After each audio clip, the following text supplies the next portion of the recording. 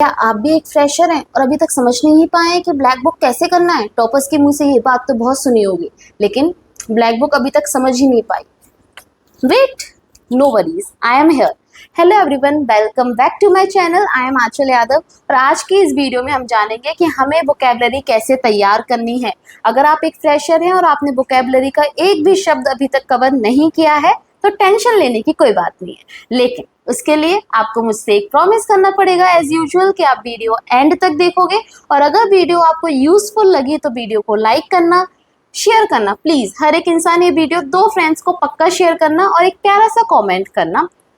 Video शुरू करने से पहले आपके हाथ में पेन कॉपी होनी चाहिए, क्योंकि मैं आज बहुत सारे इंपॉर्टेंट टॉपिक्स बताऊंगी, चीज़ें बताऊंगी जो आपको नोट करना है, उसको फॉलो करना है। और अगर आपने एक साथ इस स्ट्रैटेजी को फॉलो कर लिया है तो नेक्स्ट ईयर मेरिट लिस्ट में आपका नाम होगा और आप मुझे मैसेज कर रहे होगे कि मैम मेरा सिलेक्शन हो गया।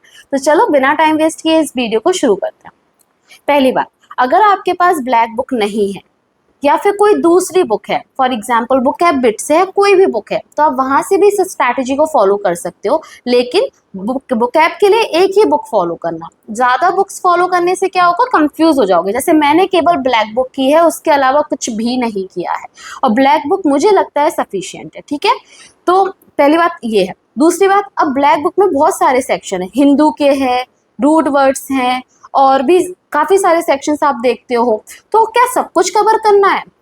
नहीं, सब कुछ कवर नहीं करना है। क्या क्या कवर करना है? OWS, idioms, antonym, synonyms, spellings. 5 चीज़ें आपको पक्का कवर करना है इनसे। तो कैसे शुरू करें मैम, समझ नहीं आता। हर एक टॉपिक में कम से कम 1500 से 1600 वर्ड्स हैं। ठीक है, तो आप मान लो 5 चीज़ें, स्पेलिंग्स को अभी आप अलग रखो, बाकी 4 चीज़ें 1500 हैं टोटल, रफ एस्टिमेट। तो हमारे पास 6000 शब्द है। अगर हम डेली के 50 से 100 शब्द भी करते हैं, ठीक है, जैसे मैं 100 किया करती थी, कभी कभी मैंने 150 से 200 भी किए हैं एंड में जब मैंने रिवाइज किया। लेकिन अगर आप 1 गो में कर रहे हो तो आई वुड से 50 to 100 के बीच में आप एक दिन में करो, तो मुझे लगता है 4 से 5 महीने में आपके वोकैब आराम से कवर हो जाएगी विथ रिवीजन। ठीक है, तो अब मैं सारे एग्जाम्पल्स आपको ईडियम्स से समझाऊंगी। सबसे पहले ईडियम्स आपको 1500 से 1600 गिवन होंगे। ओके, उसमें एक हैशटैग बना होगा, उससे पता चलता है कि ये ईडियम एग्जाम में कितनी बार आया है, ये भी लिखा होगा, तो आपको समझ आएगा कि कितनी रिपीट होती है PYQ वोकैब। उसके आगे 200 मोस्ट आस्क क्वेश्चंस होंगे, एग्जाम्स में पूछे गए क्वेश्चंस होंगे। तो सबसे पहले वो 200 क्वेश्चन करने हैं या फिर ये 1500? ध्यान से नोट डाउन करो। सबसे पहले आपको ये 1500 ईडियम्स पढ़ने हैं शुरू से। डेली के स्टार्टिंग के 1 महीने में आप 50 से शुरू करो। देखो, सबका अलग तरीका होता है, आप चाहो तो आप मिक्स पढ़ सकते हो कि 50 ईडियम्स पढ़ लिए, 30 OWS पढ़ लिए। मैंने क्या किया था, मैंने पहले ईडियम्स ख़त्म किए क्योंकि वो सबसे ज़्यादा इंटरेस्टिंग होते हैं, फिर मैंने OWS किए, फिर मैंने एंटोनिम सिनोनिम्स किए। तो आप ऐसे कर सकते हो। ठीक है, अब 50 आप डेली के ईडियम्स पढ़ रहे हो, हफ्ते में 5 दिन पढ़ने, सैटरडे संडे रिवीजन चलेगा, तो 20 दिन आपको महीने के मिले इसको करने में। अगर आप 50 करो तो 1000 हो गए, तो 1.5 महीने में आपका खत्म हो जाएंगे ईडियम्स। और उसके बाद जब आपके ईडियम्स खत्म हो जाए, फिर आपको जो आपके एग्जाम में पूछे गए ईडियम्स हैं और साथ में 200 मोस्ट आस्क ईडियम्स हैं, वो उन्हीं में से होंगे। 1500 की रेपिटेशन होती है, उसमें कुछ भी नया नहीं होता है। तो फिर आपको जाके एक बार रिवाइज कर लेना है सारे, है ना। अब उनको पढ़ना कैसे है 1500 ईडियम्स को? तो 1500 ईडियम्स को पढ़ने के लिए सबसे पहले आपने एक पेज है सपोज, उस पर 20 ईडियम्स है। आपने देखा एक ईडियम था it's raining cats and dogs, इसका मतलब तो आपको पता होगा क्या, इट्स रेनिंग हैविली। तो आपने उसको हाईलाइट नहीं किया, आपको इन यंत्रों का यूज़ करना है, हाइलाइटर्स का यूज़ करना है। जी हाँ, तो जब आप पहली रीडिंग लगाओ तो कुछ ईडियम्स हो सकता है आपको पता हो, तो आप उनको हाईलाइट मत करो। पहले तो मैं कहूँगी आप येलो हाइलाइटर लो, उसको जो शब्द आपको बिल्कुल नया दिख रहा है उसको हाईलाइट करते चलो। ठीक है, अब आज आपने 50 वर्ड्स कर लिए, फिर आप कल आए। कल आपको एक चेन रिएक्शन टेक्निक फॉलो करना है कि कल दूसरे 50 वर्ड्स करने से पहले आज जो आपने 50 हाईलाइट किए थे वो रिवाइज करो पहले। और मैं तो कभी कभी, जैसे मुझे OWS याद नहीं होते थे, तो मैं कॉपी में लिख लेती थी केवल वर्ड, पूरा मीनिंग नहीं, केवल वर्ड लिखती थी जिससे मुझे याद हो जाए माइंड में। ठीक है, फिर नेक्स्ट थर्ड डे पर आपको फर्स्ट एंड सेकंड डेज के रिवाइज करने हैं जो हाईलाइटेड है, फोर्थ पे फर्स्ट सेकंड थर्ड के।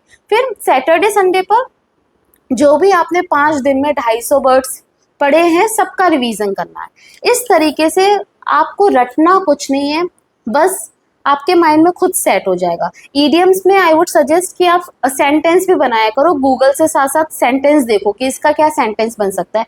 मैं अपने दोस्तों के साथ भी यूज़ करती थी, कैसे जो भी मैंने नई बुक ऐप सीखी है मैं अपनी फ्रेंड से कहती थी अच्छा ऐसे ऐसे करके यूज़ करती, तो बहुत मज़ा आता था।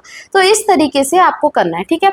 तो अब जैसे 250 वर्ड्स हो गए, ऐसे जैसे आपके पूरे 1500 खत्म हो जाए, एक दिन संडे को लेकर सारे हाईलाइटेड वर्ड्स रिवाइज कर लो। ये आपका पहला ही रिवीजन बता रही हूँ मैं, करना कैसे है। अब कुछ इडियम्स ऐसे होंगे कि आपने 100 बार पढ़ लिए फिर भी आपको याद नहीं हो रहे हैं। सबकी मेमोरी कमजोर होती है, मेरी तो बहुत ज्यादा हो गई है कोई बात नहीं यार, सबकी होती है, आप अकेले नहीं हो जिसके साथ ऐसा हो रहा है। तो क्या करना है, मैंने आपके साथ अपने टेलीग्राम चैनल पर एक निमोनिक्स का यूट्यूब चैनल शेयर किया था रिसेंटली, है ना, जिसमें मैंने बताया था कि उन्होंने निमोनिक्स से याद करवाया। मैं निमोनिक्स ऐसे नहीं कहती हूँ कि सारी बुकें आप उसी से याद करो, लेकिन जो बुकें आपको याद ही नहीं हो रही है, कहते हैं रटना पड़ेगा, फिर जाके तो रटना ही पड़ेगा उसको अल्टीमेटली, तो वो उसकी निमोनिक्स देख लो कैसे याद कर सकते हो। तो आपके माइंड में बुक भी बैठ गई, आपका खत्म भी हो गया। तो ये है एक सेक्शन के लिए। ऐसे ही आपको OWS करने हैं। OWS कैसे करना है, जैसे एक वर्ड है एमिएबल। एमिएबल का मतलब होता है the one who is very friendly, ठीक है। तो अब मैं ऐसे नहीं करती थी कि the one who is very friendly छुपा के इसका आंसर करूंगी क्या है एमिएबल, नहीं, मैं देखती थी बर्ड, तो जैसे उसमें एमिएबल है तो मैं करती थी एमिएबल का मतलब मुझे समझ आ रहा है, हाँ जो फ्रेंडली होता है। फिर आगे ओमनीपोटेंट, इसका मतलब मुझे पता है जिसके पास पावर होती है। इस तरीके से मैं उल्टा पढ़ती थी, क्योंकि एग्जाम में तो आपको सारे शब्द दिए होंगे, आपको ऑप्शंस दिए होंगे, आपको ऑप्शंस एलिमिनेट करना है। ये ऑब्जेक्टिव पेपर की सबसे अच्छी बात है, आपको अगर माइंड में थोड़ा रफ आइडिया भी है ना तो भी आप क्वेश्चंस बना सकते हो।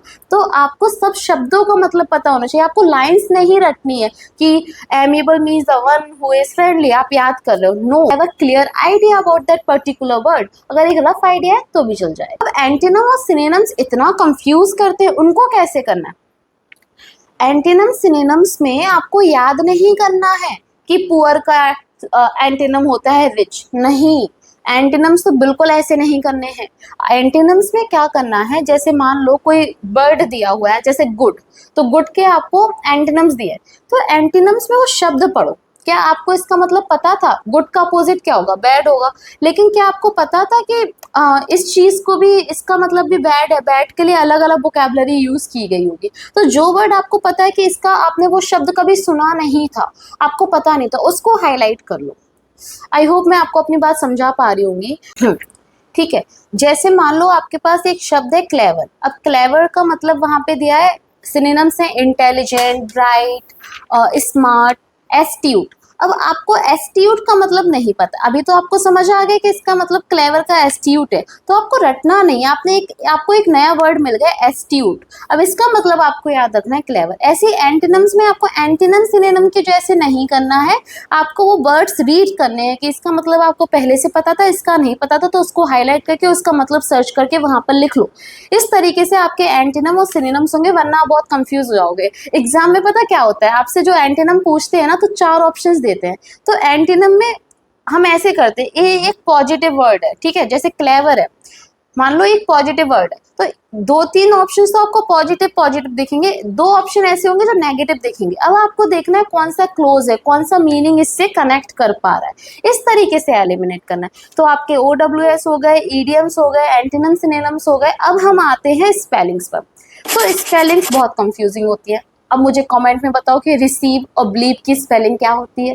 कंफ्यूजिंग होता है, EI में, IE में, कमिटी में MM, TTE आएगा, क्या आएगा, कॉरेस्पॉन्डेंस में क्या आएगा। I know this is confusing, और मेरे मार्क्स भी स्पेलिंग में जाते थे, और जहाँ तक मुझे लगता था मेरी इंग्लिश बहुत अच्छी है। तो स्पेलिंग के लिए आपको लिख के प्रैक्टिस करनी होती है, सच में करना होता है।